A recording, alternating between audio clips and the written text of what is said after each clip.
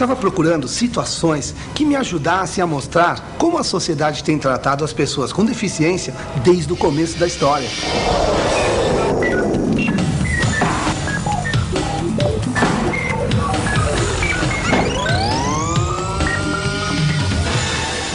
Essa é uma imagem da civilização ocidental, de antes de Cristo, lá da antiguidade, quando as pessoas que não pertenciam à nobreza eram todas consideradas sub-humanas, desnecessárias. O mesmo acontecia com as pessoas com deficiência. Bastava a pessoa ter alguma deficiência física ou mental, ser cega ou surda, para ser abandonada, ficar esperando única e exclusivamente pela morte. Tudo porque fugia dos padrões de força e beleza que eram cultuados na época. Contam que em Roma e Esparta, as crianças eram preparadas para a guerra desde o nascimento. Pela prática social da época, a criança que nascesse defeituosa, isso mesmo, como se fosse uma máquina que tivesse sido inventada cheia de defeitos, era abandonada para morrer. Ficava exposta num rio, numa floresta ou num deserto. Essa técnica era chamada exposição.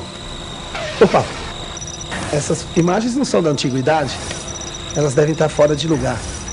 Essa também não. Essa também não. São todas do século XX.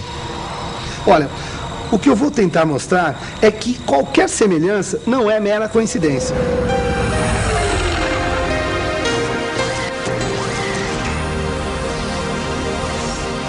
Na antiguidade, a sociedade era composta pela nobreza e pelo povo. Os nobres eram os donos do poder e o povo vivia para produzir tudo para os nobres: vestimentas, alimentos, utensílios, riquezas, tudo. Quem não servia para produzir riqueza nem para guerrear, não servia para mais nada. Podia ser exterminado sem nenhum problema de ordem ética, moral ou religiosa. Aqui, isso é importante: o nascimento de Jesus, o surgimento do cristianismo. Uma época em que todos eram filhos de Deus, mulheres, escravos, pessoas com deficiência. Mas essa mudança de comportamento tem uma explicação lógica: os milagres realizados por Jesus em suas peregrinações, quando ele curava as pessoas com deficiência. O cego voltava a enxergar, o coxo voltava a andar, e Jesus ainda pregava: todos eram filhos de Deus, criados à sua imagem e semelhança. Então, pela lógica, não poderiam mais ser considerados sub-humanos, muito menos ser abandonados até a morte. Nessa época, considerava-se que todas as pessoas com deficiência tinham uma alma, e isso fazia diferença. Era mais ou menos assim: as pessoas com uma deficiência não podiam mais ser assassinadas, mas algumas eram compradas pela nobreza para divertir os convidados nas festas. As que podiam trabalhar eram recolhidas e mantidas por religiosos. As que não podiam não eram assassinadas, mas viviam como pedintes, dependendo da caridade alheia. Opa, acho que guardei alguma imagem no lugar errado. Bom, ainda estou falando dos primeiros séculos depois de Cristo e essas imagens são do século XXI. Bom, vejam se tem o menor cabimento: preconceito e abandono em pleno século XXI. Às vezes eu até me confundo, porque, olhem, é bem parecido, não é mesmo? Peraí, vamos retomar daqui. Bom, a Igreja Católica foi ganhando terreno e mudando o cenário político. A sociedade, que até então era constituída pela nobreza e pelo povo, ganhou uma nova classe: o clero. Uma classe que já nasceu com poder e tanto. Podia até excomungar as pessoas, definir quem ia ou não entrar no reino dos céus. Através da conquista do poder e da riqueza, o clero passou a influenciar a sociedade.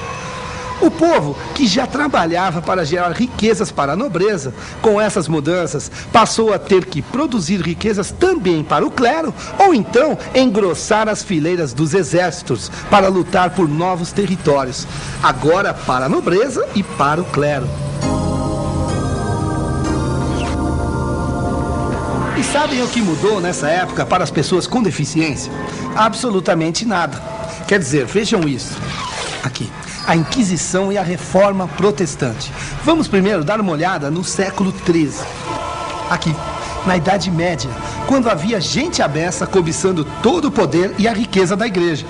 Para afastar esse bando de urubus que poderia ameaçar a hegemonia da igreja sobre a nobreza e o povo, a Igreja Católica implantou a Santa Inquisição. A Inquisição nada mais era do que uma arma da igreja para torturar e até matar aqueles que representassem alguma ameaça ao seu poder. E o que essa época representou para as pessoas com deficiência? Só para vocês terem uma ideia, a igreja tinha documentos que ensinavam a reconhecer sinais naqueles que estavam possuídos pelo demônio. E só para variar, sobrou para quem? Quem foi especialmente caracterizado como herege e endemoniado, foi perseguido e muitas vezes até morto em fogueiras? A pessoa com deficiência. Mas esperem, ainda não acabou. Vamos ver o que aconteceu um pouco mais adiante, no século XVI, aqui, na Reforma Protestante. Uma parte do próprio clero se rebelou contra a Igreja Católica por não aceitar tantos desmandos absurdos e fundou uma nova religião, o protestantismo. E no que isso mudou a vida da pessoa com deficiência? Mais uma vez, em absolutamente nada. Ela continuou sendo perseguida, torturada e morta. Se na Inquisição essas pessoas eram consideradas hereges e endemoniadas, na Reforma Protestante eram vistas como as escolhidas por Deus para pagar os pecados da humanidade. A pessoa com deficiência transformou-se no bode expiatório dos pecados do mundo. Bom, vamos ver o que a gente tem até aqui. Na antiguidade, as pessoas com alguma diferença, não só por deficiência, nem eram consideradas seres humanos e costumavam ser assassinadas. Com o cristianismo, deixaram de ser assassinadas, mas viviam abandonadas como pedintes, entregues à própria sorte. E no período medieval, primeiro eram consideradas endemoniadas, depois as escolhidas para receber os castigos divinos, merecendo às vezes até a morte. Ou seja, até onde vimos, a sociedade não fez outra coisa senão discriminar, abandonar, torturar e matar as pessoas com deficiência. Vejamos, no princípio não eram seres humanos. Depois passaram a ser consideradas hereges, endemoniadas, pessoas escolhidas para serem castigadas por Deus. Foram abandonadas como pedintes. E agora, como seriam tratadas no século XVIII? A resposta está aqui: isolamento, confinamento. Vejam, em pleno século XVIII, as pessoas eram... confinamento no século XVIII. Deve estar aqui. Nossa, quantos exemplos de isolamento e abandono nos séculos XX e XXI. Vamos pegar daqui então. Vamos falar um pouco da pessoa com deficiência na atualidade. Deixe-me ver... parece que tivemos avanços importantes. Estão aqui o braille, a língua de sinais, todo o empenho da ciência para compreender, tentar prevenir e facilitar a vida das pessoas com deficiência. Mas vem aqui, será que a sociedade finalmente deixou o preconceito e a discriminação de lado? Parece que não. O preconceito ainda está em toda parte. Basta olhar nas ruas, nos prédios que não facilitam o acesso, nos asilos, hospitais e internatos criados para manter as pessoas com deficiência longe das famílias e dos olhos da sociedade. E, como se não bastasse, na pouca oferta do mercado de trabalho e na discriminação que ainda ocorre em algumas escolas. Às vezes, fico pensando, por que será que essas coisas ainda acontecem? Será o reflexo de toda essa história de preconceito, de perseguição e de maus tratos às pessoas com deficiência que acabamos de ver?